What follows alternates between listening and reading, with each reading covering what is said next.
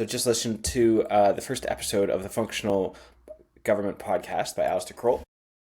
And it's an interview with my good friend Ryan Androsoff. Alistair talked about this idea of, are we gaslighting ourselves? Do Canadians really understand how far behind a lot of our public services are compared to comparables in other governments around the world?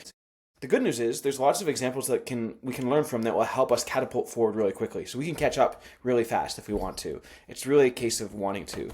One of the things that Ryan talked about is the digital identity and digital credentials, something that's holding us back. We actually have tons of digital identities out there. The problem is that they're all dispersed and we need them to weave together and be interconnected. And there's a whole FedProv piece here that I am looking forward to unpicking with Natasha Clark in an upcoming podcast of my own sometime soon.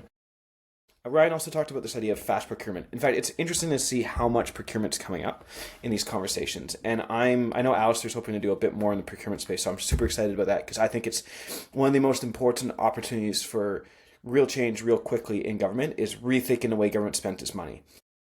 Alistair, looking forward to seeing a lot more on that. I actually think my favorite part of the whole entire podcast was actually probably the last 5 minutes, where they dug into this whole idea of the need for greater transparency, and that really getting greater transparency is going to unlock a lot of stuff. And Ryan sort of outlined sort of 3 things that he thought were why Canada's stuck and not being as open as we want it to be. One is this idea of there being a lack of a media landscape around public service innovation. And it's interesting because there's the Mandarin in Australia, there's GovInsider in Singapore, there's Civil Service World in the UK. We have no comparable, and we need to. I'm hoping to help up a little bit with this, with Civic, but we need more people exploring and digging into the stories of public service.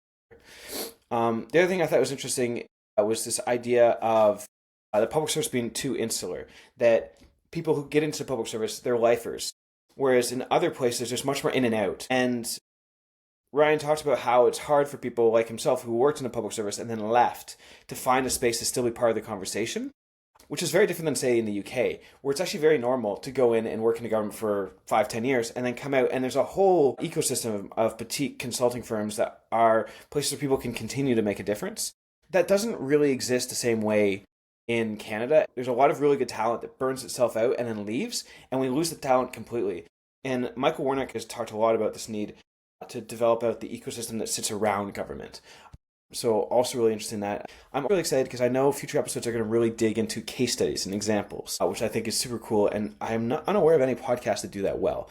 So yeah, keep it going, Alistair. Looking forward to the next one. And if you haven't, subscribe, check out his stuff, and hopefully see you at 450.